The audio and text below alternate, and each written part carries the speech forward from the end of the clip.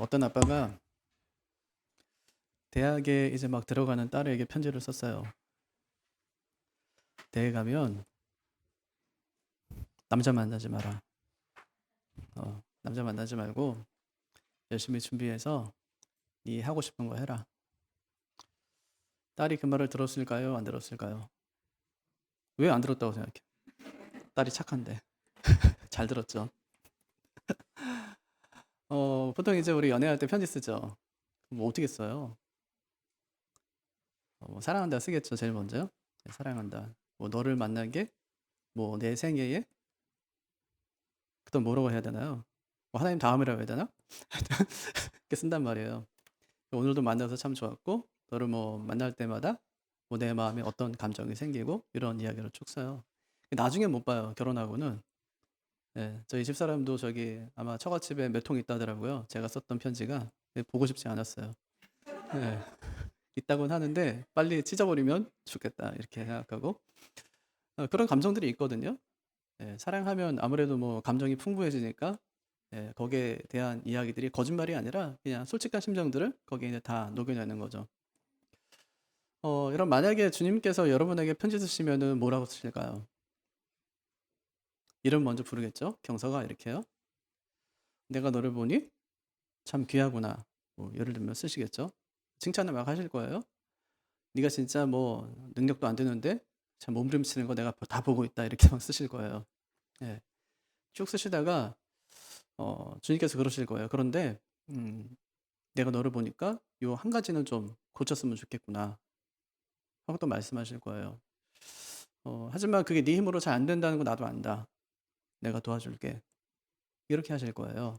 그래서 마지막은 내가 너를 진짜 사랑한다. 이렇게 이제 마치겠죠. 주님이 교회에다 편지 쓰시면 뭐라고 하실까요? 우리 교회에 만약에 주님이 편지를 쓰신다. 뭐라고 하실까요? 참 귀하구나 하시겠죠. 네, 처음에 기도하면서 세워진 교회가 건강하게 그러니까 잘 든든히 서가는 것 내가 보니까 참 기쁘구나 하실 거예요. 거기에 속해서 신앙생활하는 많은 사람들이 있는데 참 한 사람 한 사람 내가 눈여겨보니까 열심히 신앙생활 하려고 애쓰는 모습에 내가 참 많이 감동받는다. 어려운 때에 네 믿음 지키려고 애쓰는 거 내가 보고 있다. 또 요즘에는 잘못된 뭐 이단 사상도 많은데 다 물리쳐내면서 견고하게 서가는 모습 보니까 참 좋구나. 하지만 한 가지 부족한 게 있단다. 에베소 교회 말씀하시기를 너희가 처음 사랑을 버렸도다. 하지만 나는 걱정하지 않는다. 왜냐하면 너희가 앞에서 니골라 당을 믿음으로 물리친 것을 내가 보았기 때문에 너희가 다시 처음 사랑을 회복할 줄로 믿는다. 너희가 사랑을 회복하면 내가 아담이 쫓겨났다가 들어가지 못한 곳에 너를 내가 들어가게 해주겠다. 너는 크게 복받는 자가 될 거다. 그렇게 쓰셨어요. 에베소 교회를 향해서 주님께서 편지를 쓰시는데 처음에는 칭찬을 막 하세요. 그 다음에는 책망을 하세요. 하지만 버리겠다는 게 아니에요. 내가 너희를 위해서 천국문 열고 기다리고 있다는 거예요. 그러니까 너희가 딱 한 가지 하라는 거죠. 처음 사랑을 회복해라. 사도행전 19장을 보면 에베소 교회가 처음에는 믿음의 사람이 한 12명밖에 안 됐어요. 바울이 전도하러 들어갔을 때. 근데 바울이 거기서 3년을 머뭅니다. 2년 동안에는 그 두란노 사원에 머물면서 말씀을 가르쳐요. 나중에는 선교 거점 교회가 돼요.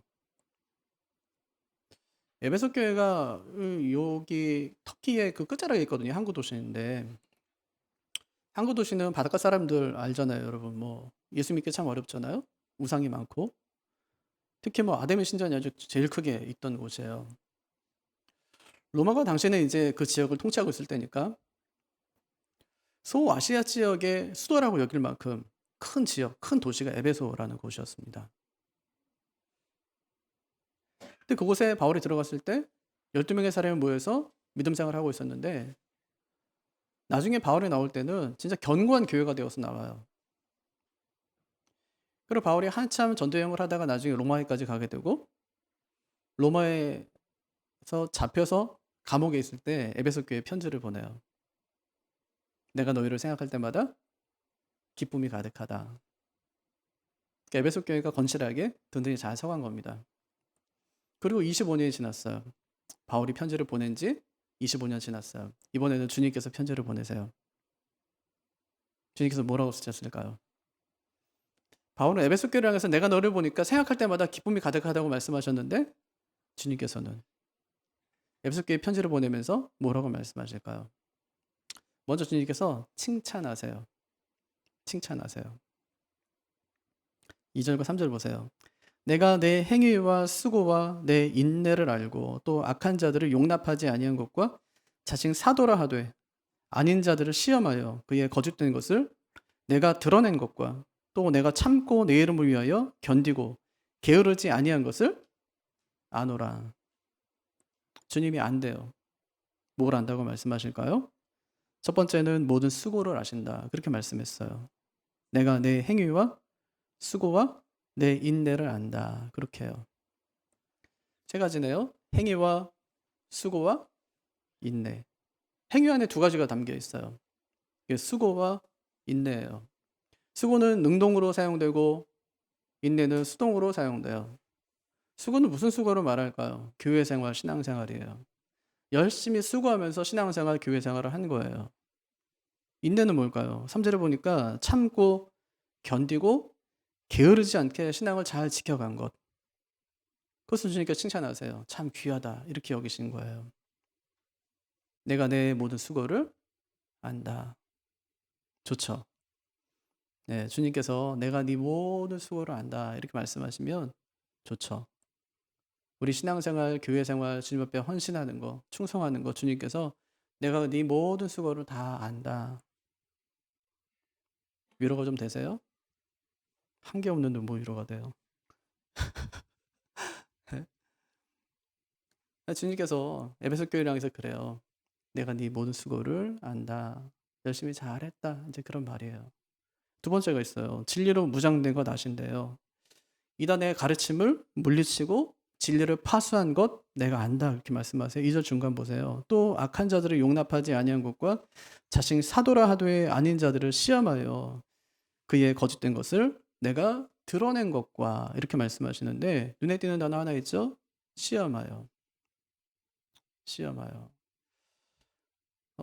어떤 분들이 가끔 가다가 저한테 목사님 요 교회가 건강한 교회인지 아니면 뭐 잘못된 교회인지 모르겠어요 라고 묻는 분들이 종종 계세요. 알아봐 주세요. 그렇게 해요. 이단교를 분별할 수 있는 딱 한 가지 아주 정확한 방법 하나가 있어요.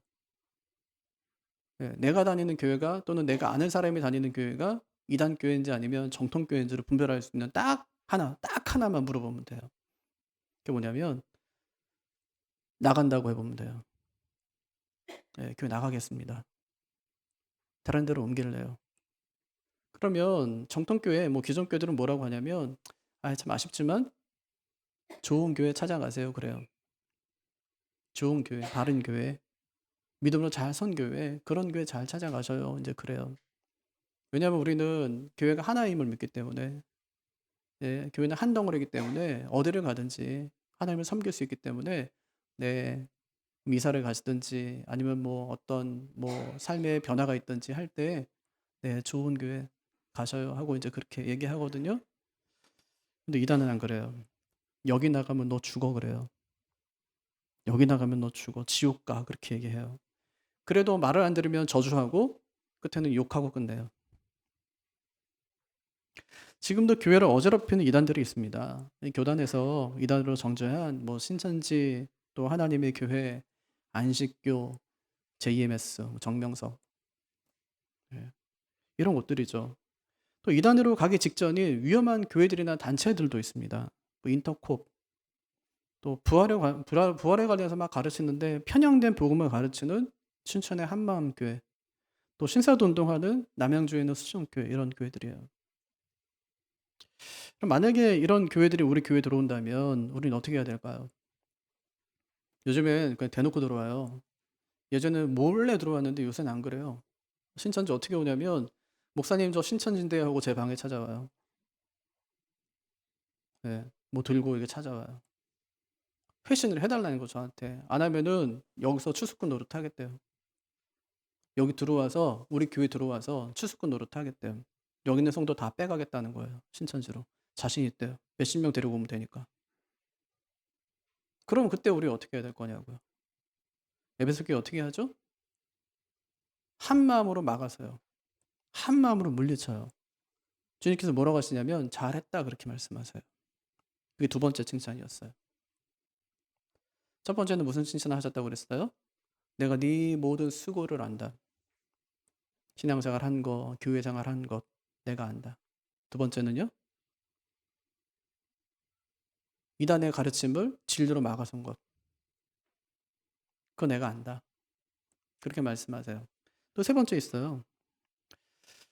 외부의 핍박을 잘 견딘 건 내가 안다. 그렇게 말씀하세요. 3절 보면 또 내가 참고 내 이름을 위하여 견디고 게으르지 아니한 것을 아노라. 로마가 황제의 숭배를 앞세워서 기독교를 엄청나게 탄압합니다. 그런데 그들이 그렇게 탄압할 때 목숨 걸고 신앙을 잘 지켜낸 거예요. 여기서 게으르지 않았다는 말은 지치지 않았다는 뜻이에요. 아무리 핍박하고 아무리 괴롭혀도 절대로 그것 때문에 지치거나 포기하지 않았다는 얘기예요. 핍박 당하는 사람이 지치는 것이 아니라 핍박하는 사람이 오히려 지쳤다 이제 그 얘기를 하는 겁니다. 그래서 주님께서는 내가 안다. 내가 아노라. 이 말씀을 2절과 3절에서 말씀하세요. 그러면 주님이 안다는 것이 얼마나 큰 위로가 됩니까? 우리가 제일 많이 실망하는 것이 알아주지 않는 것 때문 아니에요. 아이, 목사님이 알아주셔야지. 그냥 목사가 알아주지 않으면 힘이 빠지고 막 섭섭해하는 거예요. 그럼 목사가 뭔데 그럽니까? 아무것도 아니에요. 목사 진짜 아무것도 아닌데 제가 알아주면 뭐가 달라지겠어요? 제가 모르는 것도 아니에요. 알죠? 아, 참 집사님 다 귀하지. 그죠? 다 귀하잖아요. 제가 아는 게 뭐가 그렇게 중요해요? 알아주는 게 뭐가 그렇게 중요해요? 그럴 필요 하나도 없어요. 이런 찬송 있잖아요. 주님이 기억하시면 족하리. 주님이 기억하시면 족하리. 그럼 이 찬송 잊지 마십시오. 주님이 아시고 주님이 하늘의 상급으로 갚아줄 것인데 그보다 더 큰 축복이 어디 있겠습니까? 올해 주님을 위해 살기로 작정한 분들은 2절과 3절에 나오는 안다라는 말에 밑줄을 쫙 그어놓으세요. 주님이 아세요. 여러분의 수고를 아시고 반드시 하늘의 상급으로 갚아주실 것입니다. 이런 장점을 가진 교회에 보니까 단점도 있어요. 주님께서 에베소 교회에 너희에게 부족한 것이 있다. 그렇게 말씀하십니다. 4절. 그러나 너를 책망할 것이 있나니 책망할 게 있대요. 너의 처음 사랑을 버렸느니라. 그럼 처음 사랑이 뭘까요? 하나님만 사랑한 게 아니에요. 형제도 사랑한 거예요. 처음 사랑은 하나님만 사랑한 게 아니에요. 형제도 함께 사랑한 거예요. 에베소 교회가 복음을 처음 받았을 때 그들은 형제를 뜨겁게 사랑했어요. 여러분 처음에 은혜 받았을 때 한번 생각해 보세요. 성도 한 사람 한 사람이 얼마나 귀하게 여겨져요. 교회가 얼마나 귀하게 여겨집니까? 그들의 단점이 보이던가요? 하나도 보이질 않아요. 약한 게 보이던가요? 약한 게 하나도 보이질 않아요. 다 귀한 거예요. 에베소 교회가 처음에 그랬다고요. 근데 그렇게 건강하게 든든하게 써가던 교회에 이단이 침투한 거예요. 그때부터 서로 의심하기 시작했어요. 혹시 이놈도 이단이 아니야? 이렇게요. 한때 막 신천지 명단을 교회에 뿌린 적이 있어요. 가짜 명단을. 그래서 거기에 보면 교회 이름 적어놓고 누구 장로님, 누구 집사님 이름이 다 적혀 있는 거예요. 이게 신천지가 교회 안에 침투시킨 사람들이다. 이렇게 해서 거짓 명단을 한국교회에 뿌려놨어요. 우리 그것도 모르고 진짜 그런가 보다 이래가지고 제가 먼저 다녔던 교회도 9명이 들어가 있었어요. 그 명단에. 저희 교역서 회의를 했습니다. 이게 진짜인지 가짜인지 모르지만 살펴야 된다는 거죠. 그때부터 교인들이 서로가 서로를 의심하기 시작했어요. 혹시 신천지 아니야? 행동이 이상하던데? 좀 다르지 않아? 이러면서요. 주의있게 살펴보기 시작하는 거예요. 다른 사람이 나를 신천지를 의심한다는 말을 자기가 이제 소문을 통해 듣게 되면 마음이 상하는 거예요.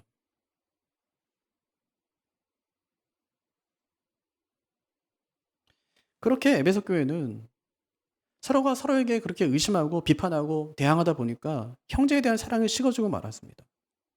사랑은요, 이유 없이 식지 않아요. 사랑이 식는 데는 반드시 이유가 있습니다. 문제는 사랑이 식으면 신앙도 관계도 열정도 다 식어버린다는 겁니다. 사랑하지 않는 사람이 교회 안에 있어요. 무슨 일을 같이 하고 싶겠어요? 무슨 그 교회 나오는데 기쁨이 있겠습니까? 기쁨이 하나도 없는 거예요. 그럼 제가 물어볼게요. 형제를 사랑하지 않는 사람이 하나님을 사랑할 수 있나요? 우린 다 그래요. 하나님을 사랑하지 않는 사람은 한 사람도 없어요. 하지만 형제를 미워하는 사람은 여기 안에 있어요. 하나님 사랑하는 것과 우리가 형제 사랑하는 것을 따로 놓고 살아갑니다. 어떻게 사람이 다 사랑해 하고요. 저 사람도 나를 미워하는데. 형제를 사랑하지 않는 사람이 하나님을 사랑할 수 있습니까? 성경이 뭐라고 말씀하냐고. 요한일서 4장 20절과 21절. 누구든지 하나님을 사랑하노라 하고 그 형제를 미워하면 이는 거짓말하는 자니 보는 바 그 형제를 사랑하지 아니하는 자는 보지 못하는 바 하나님을 사랑할 수 없느니라. 우리가 이 계명을 주께 받았으니 하나님을 사랑하는 자는 또한 그 형제를 사랑해야 할지니라. 예전에 이런 영화가 있었어요. 결혼생활 30년 했는데 이혼을 결심한 부부가 있었습니다. 이혼 도장을 찍기 하루 전날 밤에 어떤 신비한 힘으로 30년 전에 그들이 만났던 날로 되돌아간 거예요. 그때 그들이 서로를 얼마나 뜨겁게 사랑했는지 확인하게 되었습니다. 만나면 시간 가는 줄 모르고 헤어지면 금방 보고 싶고 데이트를 하러 나가기 전에도 아주 부푼 마음으로 목욕을 하고 머리 손질을 하고 예쁜 옷을 입고 멋지게 차려입고 그를 만납니다. 눈만 마주쳐도 가슴이 두근거리고 흥분되던 그 시절로 돌아간 거예요. 주님은 에베소 교회에게 처음 예수 믿고 구원받았을 때를 생각해 보라고 말씀하십니다. 그때 느꼈던 첫사랑의 감격을 회복하라고 말씀하십니다. 그때는 하나님만 좋았던 것이 아니에요. 그때는 함께 신앙생활하는 믿음의 지체들도 얼마나 좋았는지 모릅니다. 그런데 지금 너의 그런 시절이 어디 갔냐는 말입니다. 그와 함께 찬양하고 예배하고 뜨겁게 기도했던 그 시절 말입니다. 그 사랑을 어디에서 떨어뜨렸느냐고 주님께서 묻습니다. 내가 그 사랑을 버렸다고 말씀하십니다. 그래서 주님께서 엄청난 말씀을 하시는 거예요. 5절. 그러므로 어디서 떨어졌는지를 생각하고 회개하여 처음 행위를 가져라. 만일 그리하지 아니하고 회개하지 아니하면 내가 내게 가서 주님이 오신대요.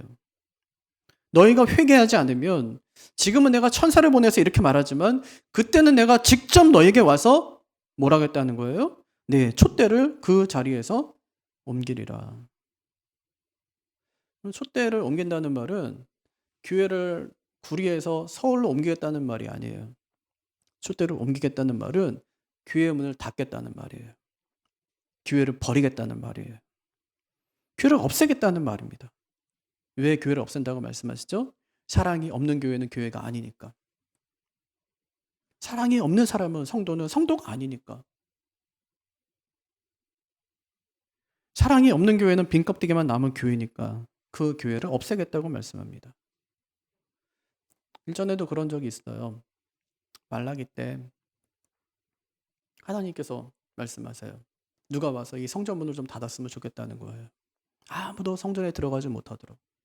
성전문을 누군가가 와서 좀 막아서면 좋겠다는 거예요. 그저 예배 안 드려서가 아니에요. 예배도 하고 기도도 하고 제물도 드리고 제사도 드리는데 하면 할수록 하나님이 꼴보기 싫은 거예요. 안 했으면 좋겠다는 거예요. 자기를 사랑하지 않으면서 하는 그들의 거짓된 행위에 대해서 주님께서 하나님께서 신랄하게 그들을 책망하세요. 누가 와서 제발 이 성전의 문을 좀 닫아줬으면 좋겠다는 거예요. 그래서 주님께서 사랑이 없는 교회는 없애버리겠다 그렇게 말씀하세요. 왜 그렇게 심하게 말씀하실까요? 사랑이 빠져나가고 나면 그 빈자리에 다른 잡다한 것들이 막 들어오기 때문이에요. 뭐가 들어올까요? 사랑이 빠져나가면 시기가 들어와요. 미움이 들어와요. 우상이 들어온다고요. 그런 교회가 어떻게 주의를 하겠습니까? 그런 사람이 어떻게 주의를 하겠습니까? 한들 주님께서 기뻐하시겠습니까? 그건 교회가 아니라는 거예요. 그건 성도가 아니라는 거예요. 그러니까 처음 사랑을 회복하라고 말씀하십니다. 이 말은요, 아직 기회가 있다는 말이에요. 끝내겠다는 말이 아니라 기회가 있다는 말입니다. 기회를 주지 않을 거면 6절에서 또 한번 니골라 당의 행위를 너희가 미워한 건 내가 칭찬한다 이렇게 말씀하지 않으셨을 겁니다. 이건 아직까지 기회가 있다는 뜻이고 그때 그들을 물리친 것처럼 빨리 회개하고 형제 사랑을 회복하라고 주님께서 요구하시는 것입니다. 그러면서 사랑을 회복할 수 있는 세 가지 방법을 알려주세요. 주님이 참 좋은 분인 게 그거거든요. 너 잘못했어. 이 나쁜 놈하고 끝내는 게 아니라 돌이킬 수 있는 방법을 알려주세요. 그 첫 번째가 생각하라는 거예요. 뭘 생각하죠? 문제가 어디서부터 생겼는지를 생각해라 그렇게 말씀하세요. 5절. 그러므로 어디서 떨어진 것을 생각하고 회개하여 처음 행위를 가지라. 생각하라는 말이 현재 명령형이거든요. 현재형은 지속적이고 반복적이에요. 지속적이고 반복적으로 뭘 하라는 거예요? 어디서 사랑이 떨어졌는가를, 어디서부터 사랑이 금이 갔는가를 생각해라 이렇게 말씀하는 거예요. 명령형이에요. 끊임없이 지속적으로 생각해서 반드시 찾아내라고 말씀하시는 거예요. 찾아내라. 기억해내라는 거예요. NIV 성경 보면은 생각하라는 말을 기억하라로 번역했어요. 기억하래요. 기억해라. 기억해내라 이렇게 말씀하시는 거예요. 어디서부터 문제가 생겼는가를 기억해내라. 이것이 가장 먼저 해야 될 일이다. 그렇게 말씀하셨어요. 끊임없이 생각해야 됩니다. 우리 문제가 생기면 회개부터예요. 너 이거 잘못했지? 이러면 하나님 제가 진짜 잘못했습니다. 다시는 안 그럴게요. 이거예요. 근데 하나님은 아니요. 회개하라는 말이 아니라 생각하라는 말이에요. 기억하라는 말이에요. 왜 네가 그 잘못을 했는지 잘못한 지점이 어딘지를 기억해내라는 거예요. 그 다음에 해야 될 것이 회개라고 말씀하세요. 회개는 신약에만 70번 이상이 나옵니다. 그만큼 하나님이 회개를 중요하게 생각하신다는 거예요. 그럼 사람은 왜 지옥에 가요? 죄를 지었기 때문이 아니에요. 지옥은 죄인들이 가는 곳이 아니에요. 회개하지 않는 사람이 가는 거예요. 왜 하나님께서 에베소 교회 버리겠다고 그렇게 말씀하십니까? 너희가 처음 사랑을 잃어버렸기 때문이라는 것이 아니에요. 회개하지 않았기 때문에 내가 교회를 버리겠다는 거예요. 회개가 무엇입니까? 죄로부터의 단절이에요. 다시는 그 길을 걷지 않겠다는 결단입니다. 죄로부터의 돌아섬이고 새로운 시작의 출발점입니다. 그런데 회개했다고 하는 사람들을 보면 자신의 죄를 제대로 회개하지 않은 경우가 너무너무 많아요. 재수없어서 들켰다는 거예요. 다 그러고 사는데 나만 재수없어서 들켰다는 거예요. 계속해서 핑계를 냅니다. 자기 죄 때문에 주님의 마음을 아프게 하고 주님의 교회에 누를 끼쳤다는 것에 대한 그 참여가 조금도 없는 것입니다. 회개는 다윗처럼 해야 돼요. 회개는 주님의 눈빛을 바라보는 것입니다. 회개는요, 가슴 저리도록 하나님 앞에서 죄송한 마음을 고백하는 게 그것이 회개입니다. 내가 살기 위해서가 아니라 순간의 위기만 모면하기 위해서가 아니라 하나님의 마음을 아프게 한 것, 하나님의 영광이 흠집을 낸 것, 하나님이 사랑하는 그 사람의 마음을 아프게 한 것, 이런 것이 모두 모아져서 하나님 앞에서 울고 자신의 잘못을 고백하고 다시는 동일한 죄를 짓지 않겠다는 그 믿음의 결단을 하는 것입니다. 그래서 주님께서 회개하라고 말씀하시면서 부정, 과거, 명령형을 사용하세요. 앞에서 생각하고가 현재 명령형이었다면, 지속과 반복을 의미했다면 뒤 회개하라는 총체적이고 즉각적인 회개를 말씀하시는 것입니다. 깨달았으면, 어디서 내가 사랑이 끊어졌는가를 깨달았으면 끊어낸 지점에서 즉각적이고 총체적으로 회개할 것을 말씀하고 계신 거예요. 그렇게 회개하고 난 다음에 세 번째가 있어요. 제 헌신을 다짐하는 거예요. 제 헌신. 5절 보세요. 그러므로 어디서 떨어진 걸 생각하고 회개하여 처음 행위를 처음 행위를 가지라. 처음 행위를 가지라는 말을 직역하면 처음 일을 행하라 그런 뜻이에요. 그 일은 뭔데요? 하나님 사랑, 이웃 사랑. 하나님 사랑, 성도 사랑이에요. 하나님 사랑과 성도 사랑이에요. 그 일을 회복하는 일입니다. 영성신학자 앤드루 머레이가 어느 날 기도하는데 마음속에 하나님의 음성이 들려왔어요. 나는 너에게 누구냐 이렇게요. 나는 너에게 누구냐? 즉각 대답했어요. 네, 하나님은 저에게 첫째십니다. 이렇게요. 고백하고 났더니 마음에 하나님이 별로 기뻐하지 않는 것 같더래요. 왜 그럴까? 한참 생각했어요. 그 어느 날 순간 깨달음이 왔어요. 그래서 하나님은 저희 전부이십니다. 그 고백했더니 하나님 막 기뻐하시는 것 같더래요. 여러분, 하나님은 우리에게 첫째가 아니라 전부가 되셔야 돼요. 그 차이가 뭘까요? 어떤 목사님이 이렇게 설명했어요. 첫째라는 말은 둘째도 있고 셋째도 있다는 뜻입니다. 만약에 아내가 남편에게 당신에게 나는 어떤 존재야? 라고 묻는데 남편이 당신은 언제나 내게 첫째야 하면 아내가 좋아할까요? 당신이 첫째고 미스김이 둘째고 미쓰리가 셋째라고 하면 아내가 좋아할까요? 등짝 스매싱을 맞는 거죠.